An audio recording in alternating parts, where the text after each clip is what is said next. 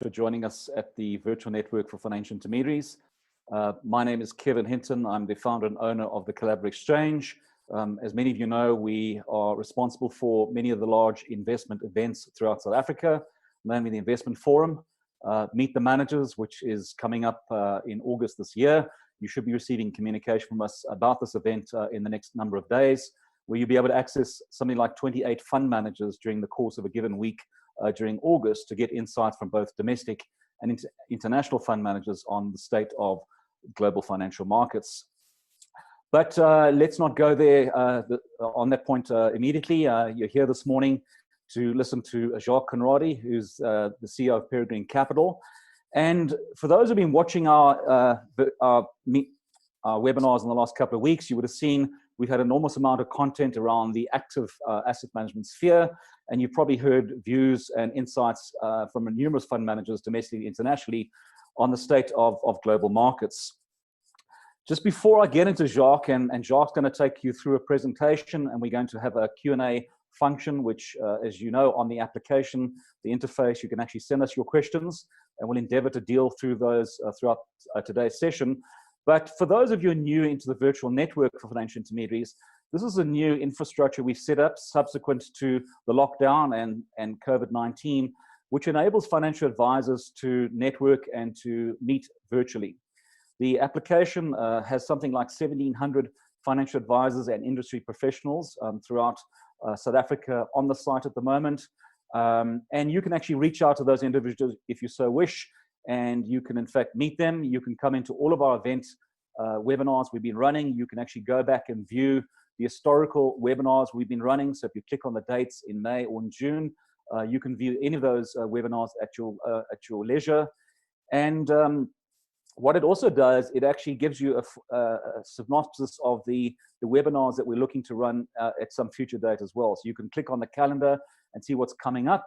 You can save it, you can bookmark it, for example's sake, save it into your diary to ensure that you're alerted to that particular webinar that will be running over the next couple of weeks. It also allows you to connect with speakers. It allows you to connect with organizations, other like-minded financial advisors.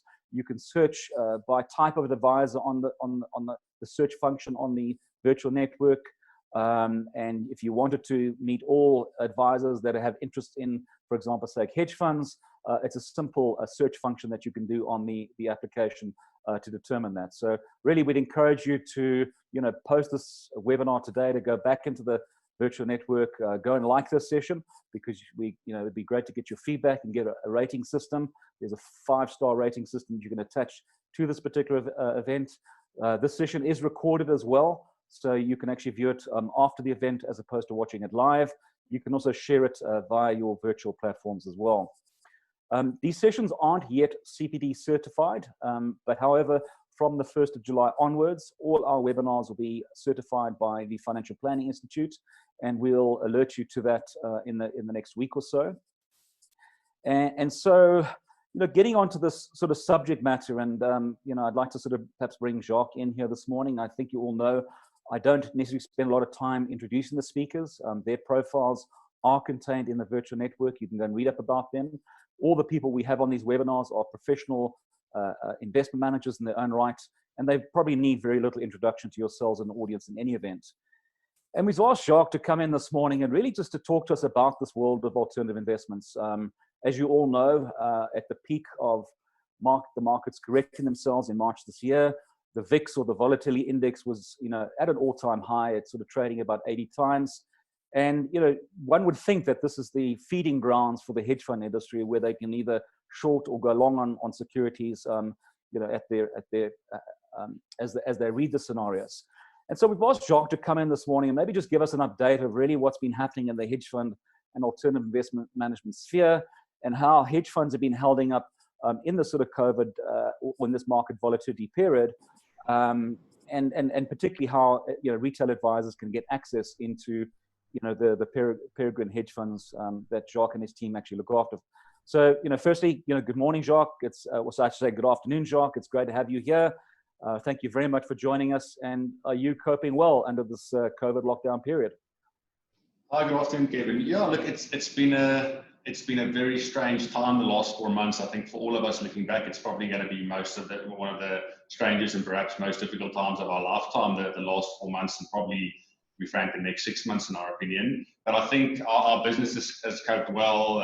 It's been actually a very interesting time to run an asset manager, and actually it's been a really great time to run a hedge fund, to have the additional tools at our disposal, because I mean, you've needed your real full tool set here to try to navigate your clients through this time. So while it's been really difficult and you wouldn't wish this period on the world, I think it's actually been quite an interesting and somewhat enjoyable period for us, trying to really just figure out how to react and how to position the portfolio for this event that no one has ever seen or foreseen. Jacques, thank you. And I know you're going to take us through a slide presentation now. So if you'd like to, I'll hand over entirely to you. Okay, great. Thanks, Kevin.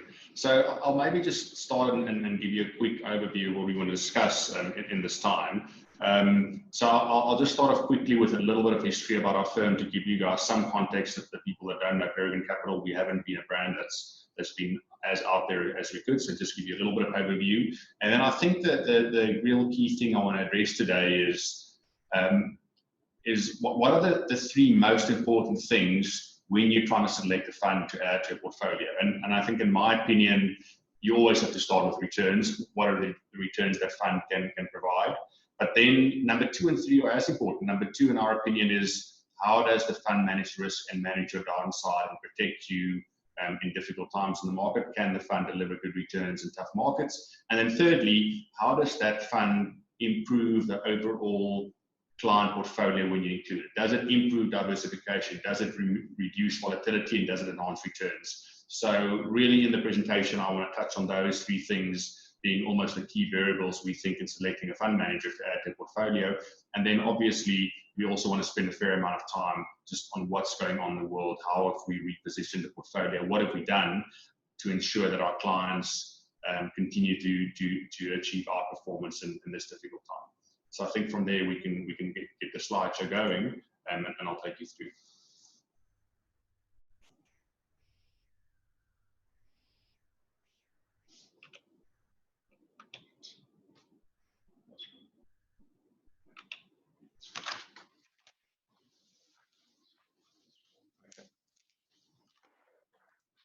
Right. So to start off with, Peregrine Capital was started in July 1998, and we're the longest running hedge fund in South Africa. Actually, basically from tomorrow we're 22 years old.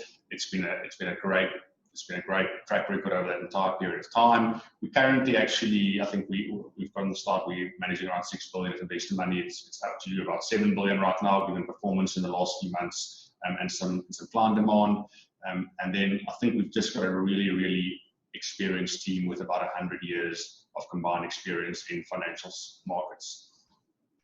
Many of you would not potentially have heard of us before, and I think the reason for that is we've been fairly conservative to manage our fund capacity. I mean, we're a very returns-focused business, so for various times, not 22 years, the fund's actually been closed to new investment, and we're fully filled up by pension fund, high net worth clients, and institutional investors. However, over the last few years, we've decided to change focus and pivot our strategy to actually start building a brand and start telling retail investors and IFAs about our story and about the value we think we can add. So, I mean, just to give you some context, I think in the hedge fund industry, we recognized as probably the most successful hedge fund in the country.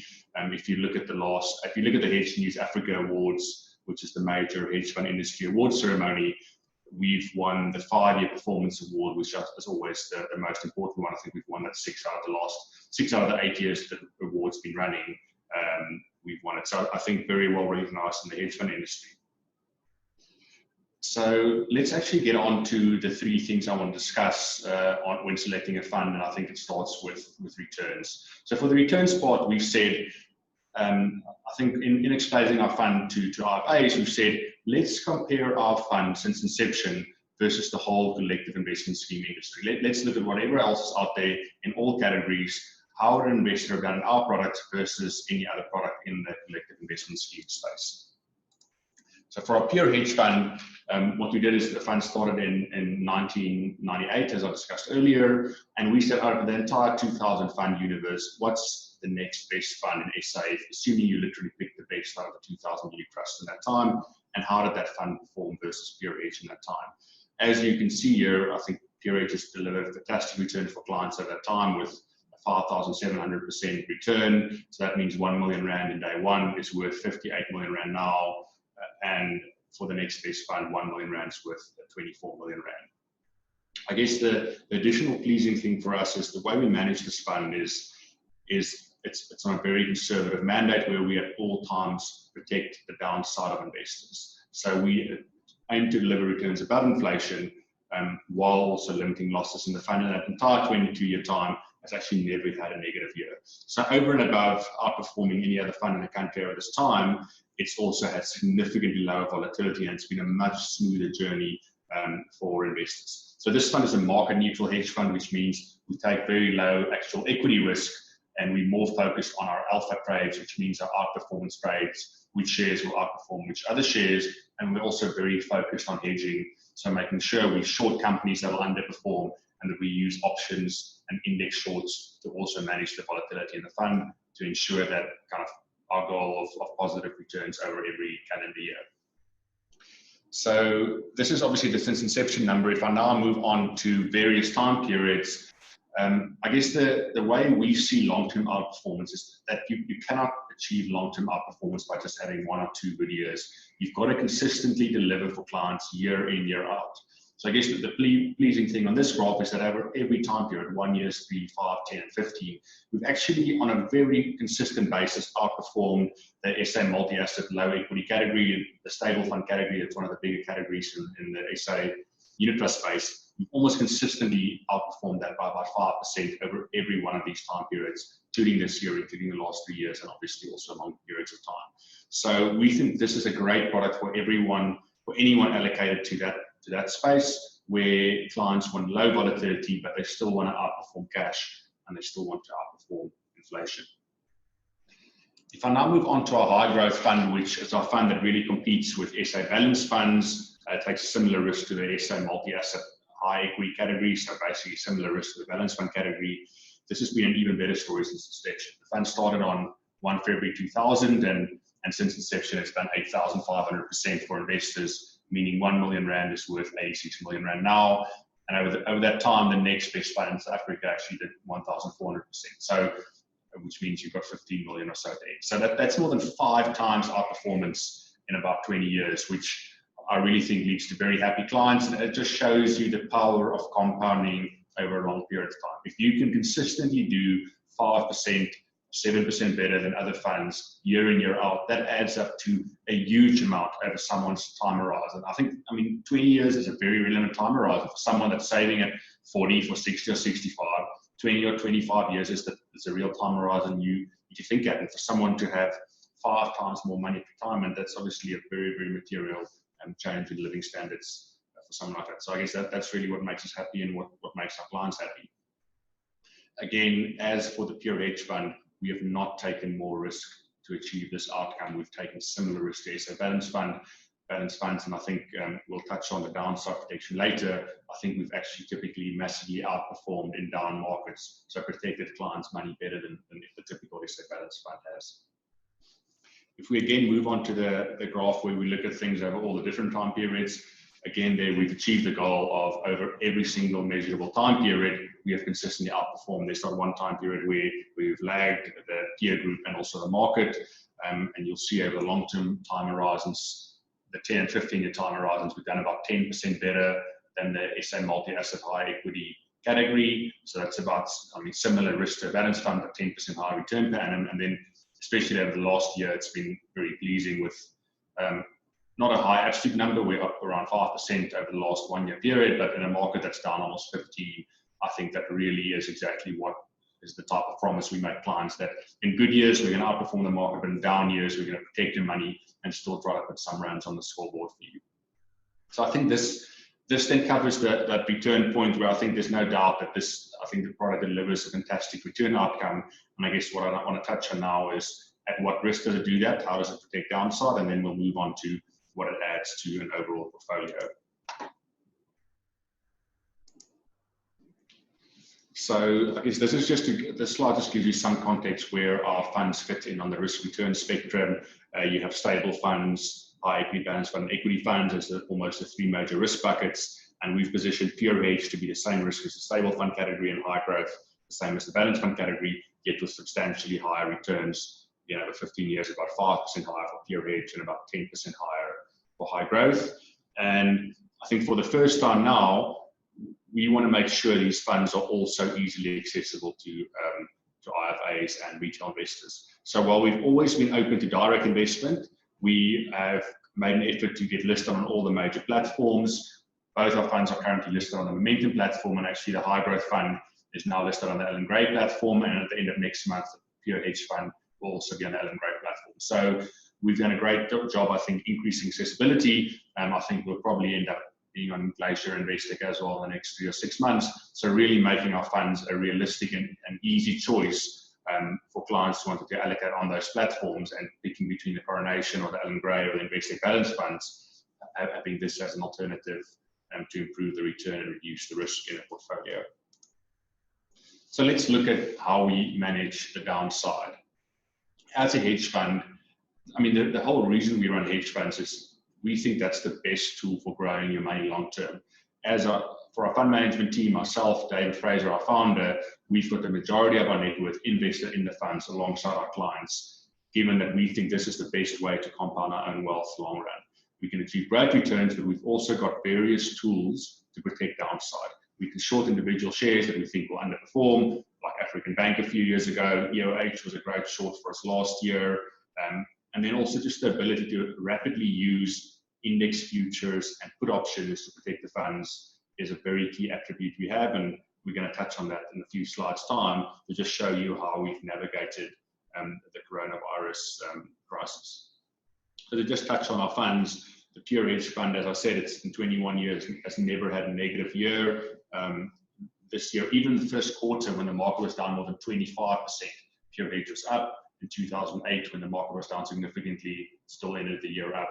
It's actually the peak drawdown being the biggest fall from any point at any month in to another month was 5% before we made up that. So I think that's a fairly small drawdown that most clients can handle.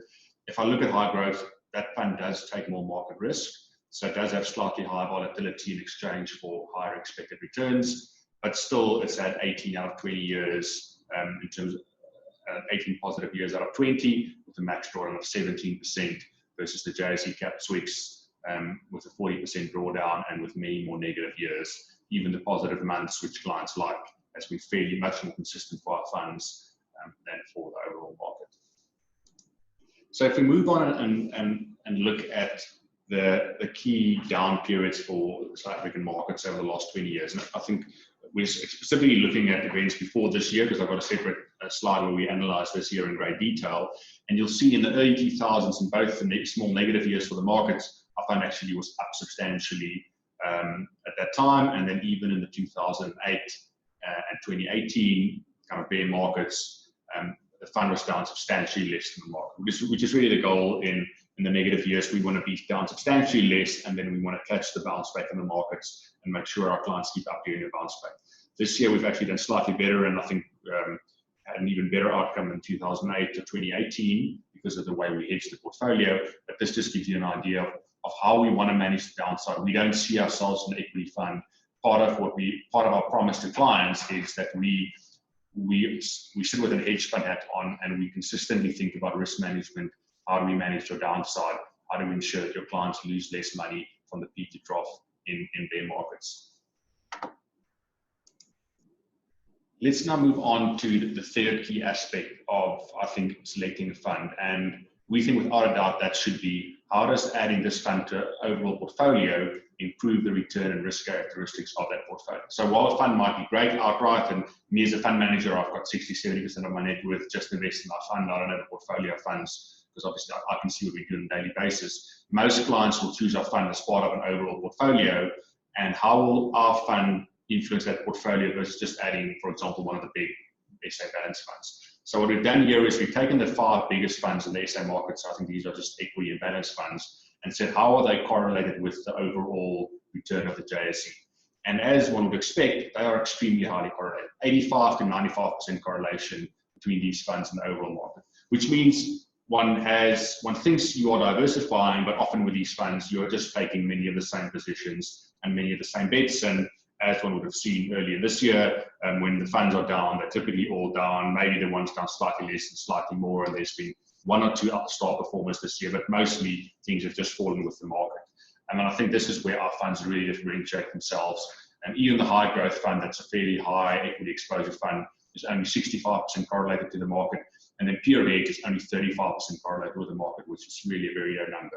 So overall, adding these funds to any portfolio, whether it's 10 or 20% allocation, will reduce the risk of that portfolio and increase the returns.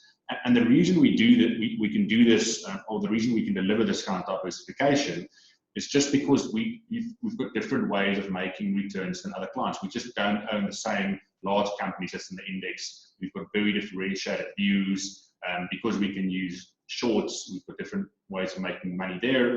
And I think we're also real experts in analyzing complex situations in the SA market. So when there's restructurings or capital raises or companies acquiring each other, there's often fantastic opportunities where we've built a real expertise, and you can then make great returns that's uncorrelated to the overall market during those times. So let's now move on to, I think, the interesting bit in terms of how we've seen this year play out and what our funds have done. So again, before I tell you what we've done, let's look at actually how what we've done has paid out for investors, and then I'll get into the mechanics of how we traded and what we did to achieve this. So you'll see in the early part of the year, obviously the market started declining. Cap switch was down 2 or 3% in Jan, then 10% in Feb, and then more than 15% in March. So over the Jan to March period, we had a drawdown of about 27, 28%. So during Jan, both our funds were kind of flat to up. During Feb, we took some pain together with the market, and that was really when we, on a very early stage, recognized the risks that was now facing the global SA economy. So we took some pain on the high growth fund and pure hedge funds as we rapidly repositioned the portfolio to be ready for what we saw was coming.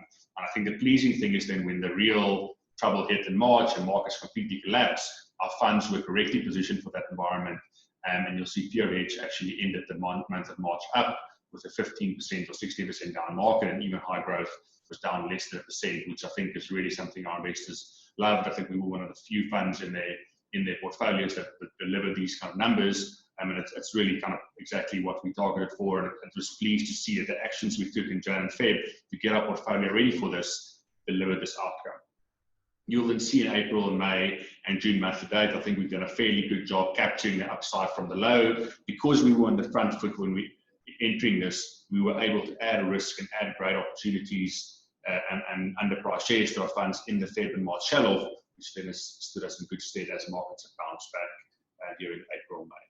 So if we look at this period where this then gets us on a year-to-date basis, is that pure hedge at this stage is up more than 4% for the year.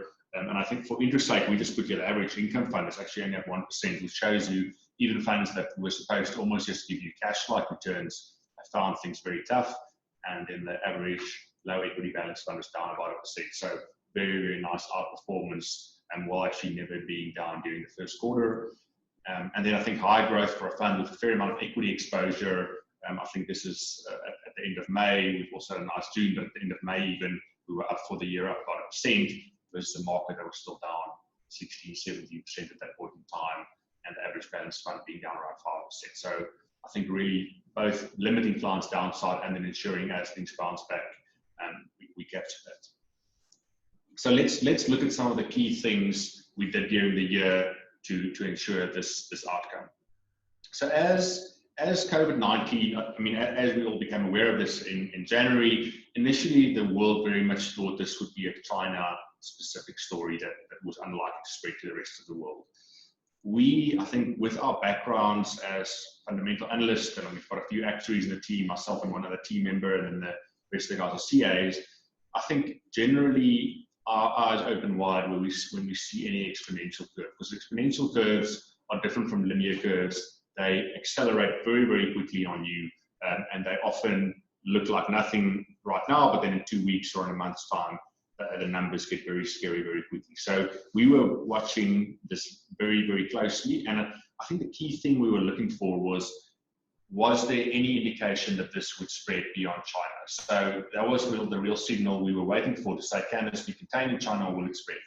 Our signal for that was on the weekend of the 24th of February, where we basically saw the Italian cases spike from 3 cases to 200 cases over a weekend. And that was a signal for us that there was now no way this would be contained. It was going to spread globally. I think the amazing thing at that point in time is that markets, I mean, this is the graph for S&P, literally global markets were at an all-time high while this was happening. So basically, we got in that Monday morning, like at the crack of dawn. I called the whole team in. We sat there, we debated this on how to act and how to protect the portfolio. And before the US woke up on that Monday morning, we traded and bought significant put options on the entire fund at the end of Feb to basically protect in the scenario where COVID ended up being a really shock global event.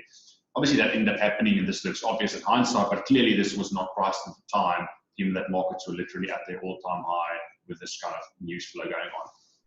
So as you can see, and as you would know, things then fell away very, very aggressively, and we probably had the fastest one-month market sell-off that we've had in the history of markets from the 24th or 26th of Feb to the 23rd of March.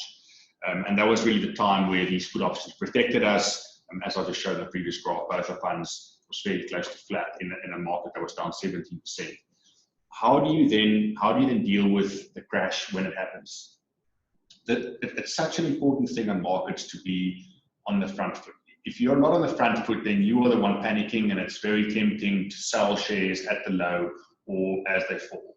I think as soon as you can see things coming and prepare the portfolio for that, that means on the way down, you can then think objectively. You can say things are getting cheaper and cheaper, the outlook's tough, but as shares get cheaper, you've got to be deploying cash in those.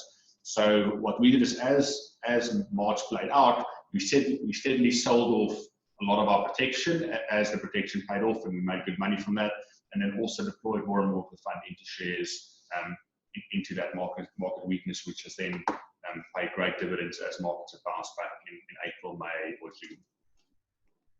If we just look at a few shares that we bought during that time to tell you what we did is, the main thing, the main realization we came to was that the whole COVID-19 epidemic would be an extremely negative event for the South African economy. The only way governments are getting their economies through this is by massive stimulus, cutting rates to zero, and massive fiscal stimulus, unlike anything the world has really ever seen.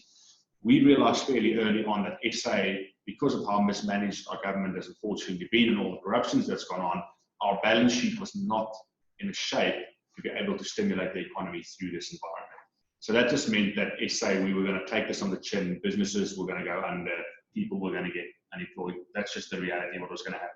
So we realized fairly early on that we would have to aggressively reposition our portfolio out of domestic SA companies and into global companies. So during Feb, March, and April, we actually turned over about 100% of our portfolio as we aggressively traded out of some shares and into other shares to reposition the portfolio for this new world we're facing, and to ensure that we can generate great returns for clients, even with the COVID pandemic raging across the world. So, I mean, I think it takes, I mean, a lot of conviction it took a lot of conviction on our part to basically admit that whatever we had thought prior to this, one has to just throw a large part of that out the window, because there's going to be a few events in your lifetime that massively change things. And we realized fairly early on that this was one of those events. So to just assume that nothing's changed would be massive folly. So we were fairly open-minded to say we're going to aggressively reposition the portfolio to our new view of the world. So you'll see here on the sell list that we pretty much aggressively sold off a lot of our SA positions. Let's go back to the previous slide. We sold a lot of banks. We actually went short the banking sector. Our single biggest short bet right now is the SA property sector. We think there is massive pain to come in the SA property sector. If one just thinks about the pain shopping malls have had right now, and the amount of retailers that will go into business, risk and out of business, the amount of restaurants and shopping centers that will close, small line shops that will close, And then I think that the real long-term pain will probably be in the office market, where most large companies we're currently talking to in SA, for example, all the major banks and insurance companies, are telling us they're going to end up using 30 or 50% less office space in 2 or 3 years from now, as they've realized most of your admin staff and your call centers can actually work just fine from home. So we think there's going to be a massive glut of office space in SA. So as your current leases renew, you're just going to have massive downward reversion. So the SA property sector short has been a fantastic one for us. I mean, the shares have fallen a long way. I mean, we would actually like to have a bigger short one, but you've also got to look at valuation. But regardless of that, the outlook's so poor that we're fairly comfortable to stay short those names. And what we've done is we've said, in a really tough global environment, what do you want to own? You want to own the best global franchises with the most stable businesses, without debt on their balance sheets, with cash on their balance sheets, and ideally businesses that will benefit from more online, more internet usage, more work from home, and a further shift of offline to online. So we bought things like Facebook, Mastercard and Visa are just great franchises benefiting from the cash to card shift. Businesses like Microsoft and the SA market, a business like British American Tobacco that's fairly unaffected from this globally. Obviously, SA has been a real disaster for them with our very strange and inexplicable government policies on cigarettes. And globally, I think it's actually been a good time for the business. So massively reduced SA exposure, significantly increased offshore exposure, and actually increased the short positions in SA companies that will be mostly affected. I think that then another, I mean, I maybe just want to touch on then quite an interesting, okay, well, let's first look at our offshore holdings, and then I'll get to an interesting 1 or 2 trade examples. This is really the portfolio we've built of global names. We've been covering most of these companies for 5 or 6 years. They've typically been fairly small positions in our fund, as we've really liked the outlook of these businesses, but we've been more focused on SA opportunities, with the realization that SA is likely to be in an extended, probably 3 to 5 year recession, and there are scenarios where potentially never bounce back fully from this. We think we've deemed it to be the right thing to switch a big portion of fund into these high quality global names where we just are not that linked to the SA economic outlook, and where we can keep generating good returns for our investors without losing sleep over the poor political decisions being made in SA. So clearly, Process and Naspers is one of our biggest holdings. It's a business we really like.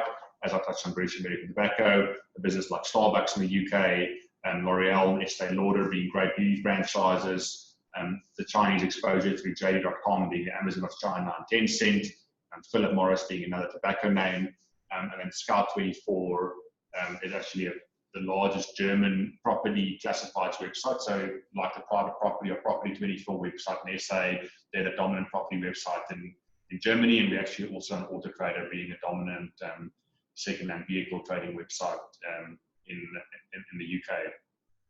So really a portfolio. We would also almost call many of these almost monopoly type franchises. And I guess the beauty of owning this kind of portfolio is that we've got to realize there's going to be a lot more volatility over the next year or two as the virus has second waves, as governments decide how to deal with the stimulus and the resultant deficits. So I think it really pays to be in these high quality franchises that in scenarios where the world ends up a fine place and things bounce back quickly, they'll do well, but they'll also massively outperform in the scenarios where there are second waves and that we do have a second round sell-off. These are really the names you want to own in that kind of environment. I guess, I mean, maybe these are 2 interesting examples that I just want to touch on. I think it just highlights the benefits of investing in a hedge fund, and especially of keeping your fund small and nimble. So a business like Capitec has been a company we know extremely well. We've made significant alpha from this over many years. I think it's a company we probably know better than most fund managers in SA, just due to our long-term relationship with management and with the business.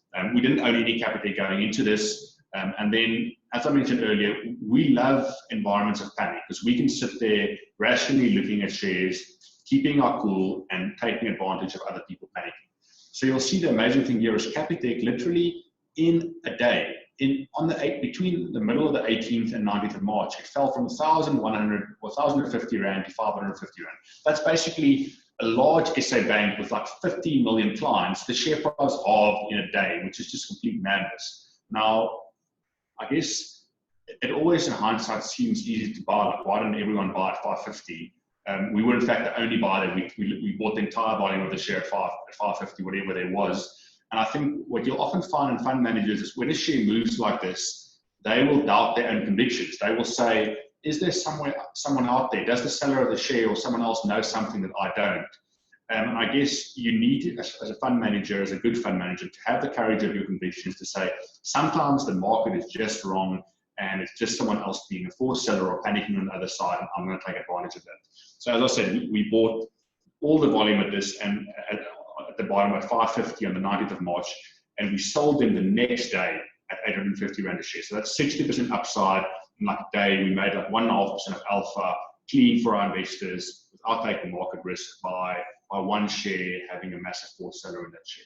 So I guess that's something you can never get at a large fund manager like a Gray or Investec or a Cora or Prudential. They're just unfortunately too big. So even if they do this kind of trade, it's going to make like 1 basis point difference. So it just absolutely highlights the fact of being small, nimble. You can take advantage of these kind of trades. And also the other key thing is you can actually rapidly reposition your portfolio. As I said, we traded 100% of our portfolio in a month or two, allowing us to be repositioned and correctly positioned for the current environment.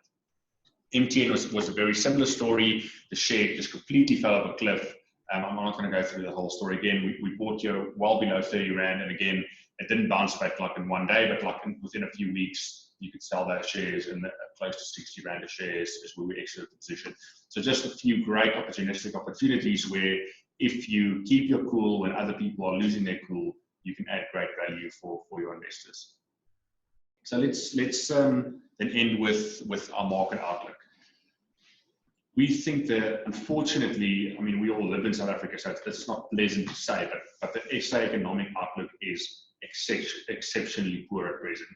We think there are various scenarios where things stay very, very tough. We are in an extended recession for the next several years. Unfortunately, the reality is, from the data we can track, most companies are only going through their job cuts right now. So most companies didn't fire people during the lockdown. Firstly, they couldn't because people weren't in the office. They might have kind of just cut overtime initially, or maybe some companies did a salary cut, but they didn't actually fire people because they wanted to see how things play out.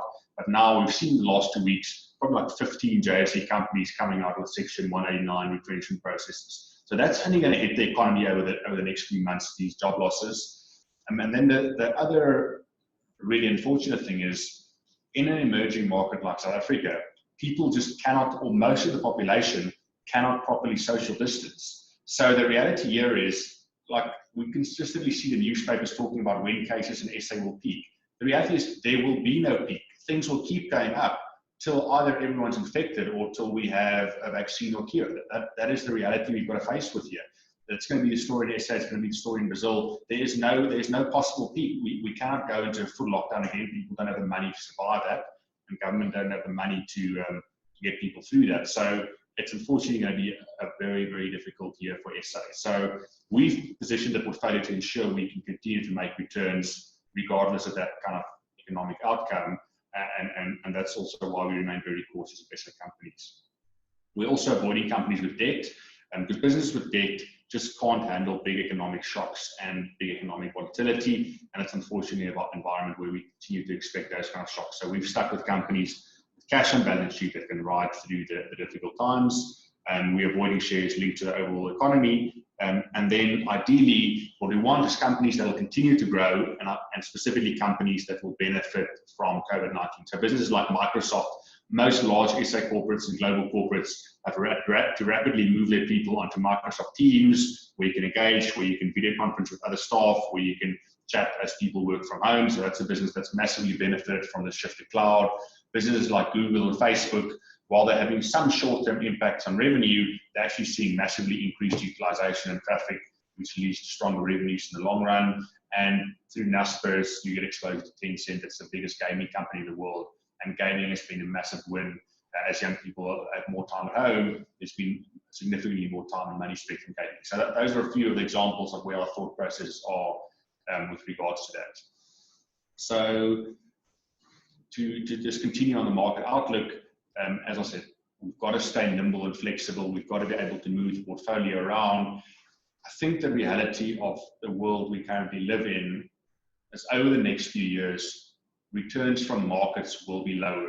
I don't think it's going to be, the last 10 years has been a great period for global markets. It's not been as good for SA due to our very poor political decisions, but it's been a good period for global markets.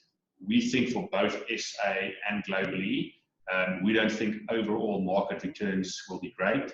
So picking a fund manager that can generate alpha outperformance will be much, much more important for both IBAs and clients, because otherwise we think people will be stuck in a low return world where globally in all developed markets, cash is yielding you 0. Even SA now, cash is yielding you 4%. It's kind of the lowest it's been in most of our lifetimes.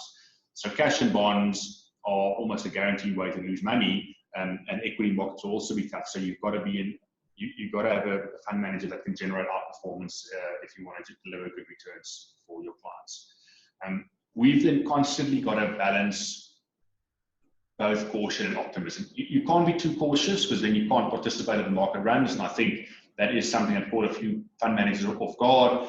They were just so negative in March that they didn't deploy sufficient money in the market at that time. You also don't want to be too optimistic though, as we are likely to have volatility and second waves hitting us. So you've just got to balance those two and consistently play both of them off against each other. And I think the other thing you need to look for is you've got to look for a fund manager that's aligned with his clients. 10% of our fund's assets is our staff's own money. So every day we come in and think, how can we best manage our own money together with client money? It's not just a job for us. We're really managing our own wealth together with that of our clients. So if I look at where our returns are going to come from over the next few years, despite the tough market, I think we own some great global franchises that's going to deliver strong outperformance. However, I think another great source of return will be in SA, where we can be long the winners and we can be short the losers. So like in SA, we own a business like MultiChoice that's a real beneficiary from this lockdown. People are watching a ton more TV, not being able to leave their houses, and we can be short the banks that will have massive defaults on their home loan books, on their property books, on their credit card books, and we can be short property companies. So there's going to be nice uncorrelated outperformance we can make through being long and short the right shares in SA, together with this portfolio of global shares we have. And I think being a hedge fund and being small and nimble in a time of great volatility has been very interesting. It's actually been a great time for us at work, despite the fact that we've worked incredibly hard and really had lots of debates to figure out how things are going. But it's been an environment with many more opportunities to make money for clients than just a stable, steadily trending market. So I really think the next few years we think is going to be fertile ground for us to identify various opportunities from both other people's mistakes and purely just from the difficult global backdrop.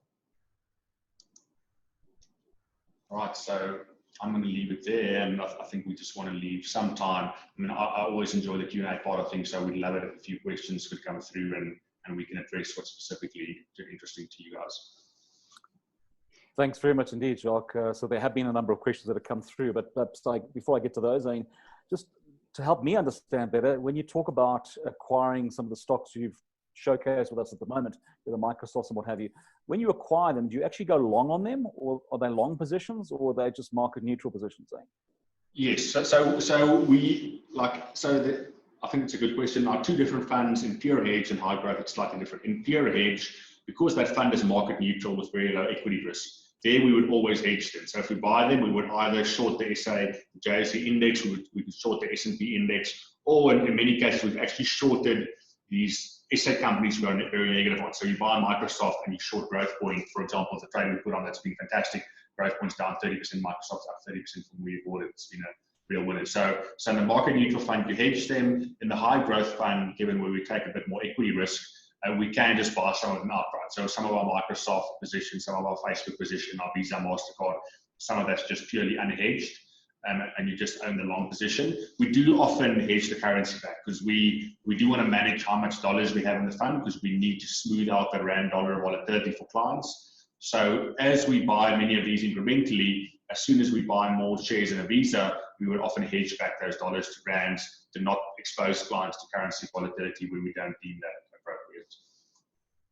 Yeah, Jacques, there's lots of questions coming around the operationalizing of hedge funds in the South African context, and whilst we know they're now vested in a CIS structure to some degree, there are still some impediments in that, and perhaps you'd like to share what those impediments might be, and particularly what you're doing as an industry or as a an entity to actually overcome some of those impediments. And I'm thinking specifically to the restrictions that on CIS fund of funds have in terms of investing in a hedge fund. Yeah.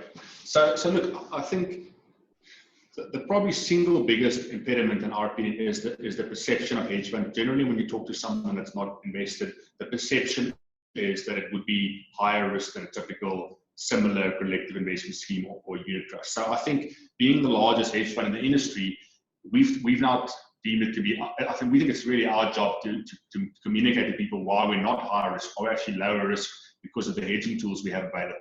But I mean, we're only starting on that journey now, and we've hired 2 new distribution people in the last month. We're probably going to hire 3 more. So we have representation in all the major areas of the country, so we can go out there and just communicate with IFAs, give them the comfort on how we run the business, how we hedge things, to just give people the comfort that we really are a lower risk asset class than what the general perception is. So I think that's going to be a main job, just getting our message out there, because we haven't done that because we were closed for such a big part of our history. We just haven't communicated with people. And the big allocators, the pension funds, the high net worth clients that are invested with us, they know this and they've seen this. But I think it's our job to get that out there. And then secondly, unfortunately, I think a key impediment in our way is that fact that collective investment schemes can't currently allocate and fund the funds to hedge funds. So I mean, we're going to make representation to government and the regulator there. I mean, this is still being reviewed. We really hope that sanity prevails, because we just think from the data I represented, this is a great tool for reducing risk in a portfolio. But I think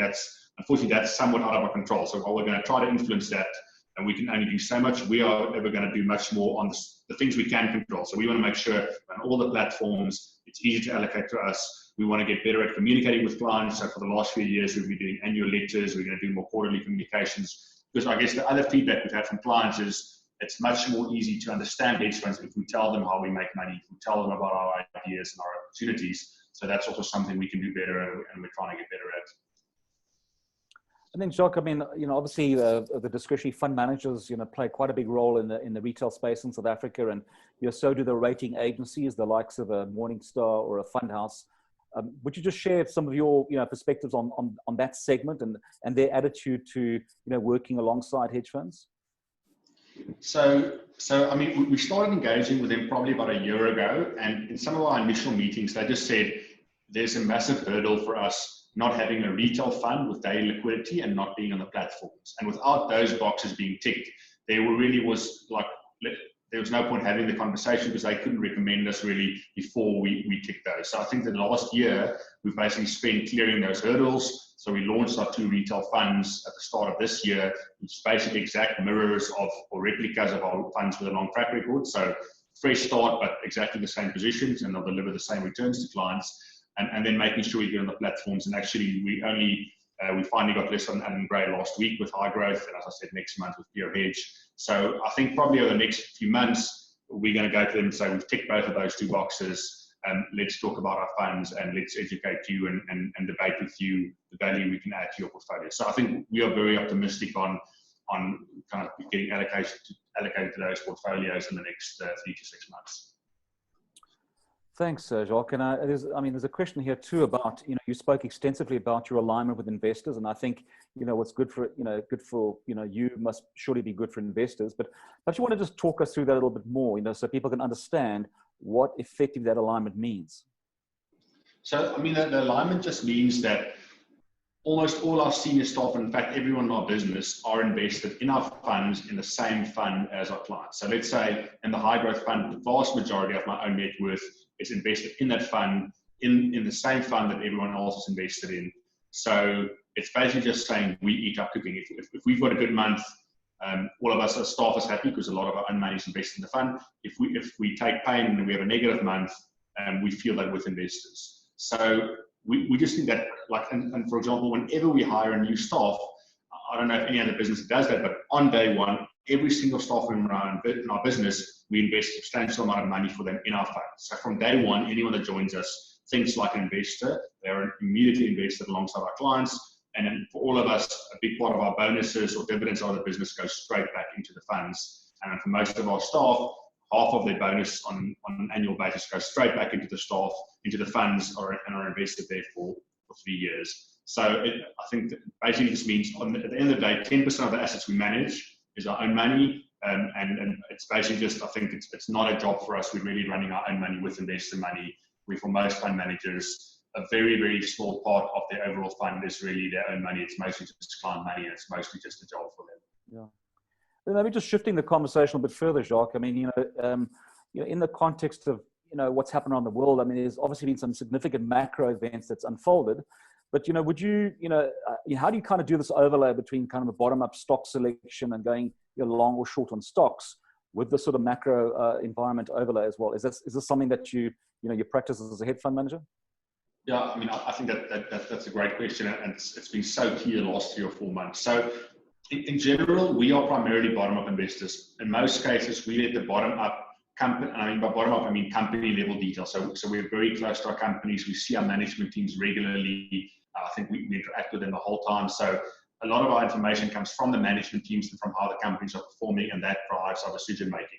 However, any company operates within an economy. So they operate within the SA economy, within the global economy. And there are a few times in any fund manager's lifetime where the macro becomes incredibly important. And as a fund manager, you've got to stay close enough to the macro to realize which are the times where the macro, to some extent, for a period of time, supersedes the bottom-up information.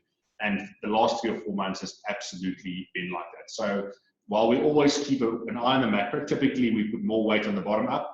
I think at the end of February, seeing how COVID was progressing, we realized that the next 3, 6, or 12 months was going to be a period where we've got to shift the weight to more of a top-down, macro-driven approach. So immediately in Feb, we put our whole team on figuring out how this virus is spreading. We dropped our bottom-up and said, we first got to solve this problem, because no one's got the answer for this. The world hasn't seen this in 100 years. So let's solve this problem and then translate that into how it impacts our individual companies. So it's having those two kind of both the tools in your arsenal and deciding which tool to use at various times. Jacques, I'm very conscious of time now, and I see there's a lot of questions still coming through in the system. And perhaps I'm going to leave you with this last question, and then I'm going to close the session out, unfortunately. But you do want to just talk a little bit in a period when, you've seen this bifurcation between, alpha and beta to some extent, and you're seeing, a lot of pressure on active asset management as a discipline. How sustainable are the hedge funds pricing structure between, which I think you charge at the moment, of the order of 1 in 20? Is that right? Do you think this is a sustainable pricing structure for the future? Look, so I think fees are a key issue for investors. However, obviously all the returns we always show are net returns, so we don't show gross returns. The only thing that the client gets out is net returns. So all my numbers, the outperformance and inception has all been on a net basis. I think fees are important, but as long as our view has always been, as long as we can deliver great industry-leading returns to our clients, there are going to be people that we think are open-minded enough to realize, if I can get a significantly better net return and I pay higher fees, that is surely a better decision for my clients than picking the lower fee option. If you were in an index fund, and just like a cap switch index fund, you're down 15% at the end of May, and our fund's up 4% after our fees. So, and I think in the world we see over the next 3 or 5 years, it's going to be a low return world. There's going to be low return from beta, and you're going to need more alpha. We think that's going to be a great time for hedge funds, because we're really going to, if we can deliver on our historic kind of numbers, which we have every intention to do, we think it's really going to show investors why you pay the fees and the value you get from those fees for your clients. Because we just think being in beta products with low fees is not going to be a great outcome for anyone over the next 3 or 5 years. So I think this is actually, a great time for our business, especially this year today, to really show the value we can add for the fees we charge. And obviously our job's going to have to be to keep showing clients that they get real value for the fees they pay us. Jacques, thank you very, very much. I'm very conscious of time restrictions for everybody, that is, and just want to leave you on this note of saying, congratulations on your 22nd anniversary tomorrow. I hope you're popping a bottle of Moët Chandon in the office. And secondly, well done on your performance awards. Certainly what I've seen here is, consistent performance over a prolonged period of time. So well done to you and your team at Peregrine Capital for those achievements. On that particular note now, I'm going to close out by just letting you know that we have another series of webinars we're running during the course of next month in July. If Sam could just bring up that slide deck for us in a moment. But next week, we have a great conversation with stalwarts from the industry, where we have two founders of respective parts of their business. So Guy Toms from Prescient Asset Management, who founded Prescient, and Tace du Toit, who was the founder of Coronation and Rootstock Investor Management, will be joining us to talk about 30 years in the investment industry, the key insights and learnings that they can share with us of what they've gone through with from the dot-com period to the global financial crisis and beyond that, to share what learnings they've had over that particular period as investment managers. We then have Sanlam talking about living annuities again, and then we have Portfolio Metrics talking about the value of advice. They've done a lot of academic studies, interviewed 200 advisors across the UK, and they will be talking about the value that a financial advisor can bring in the client conversation as well. So please bookmark these sessions. Please join us then. Thank you very much for joining us today. Please go back and like the session if you want to, and hope to see you again in the virtual network. Thank you.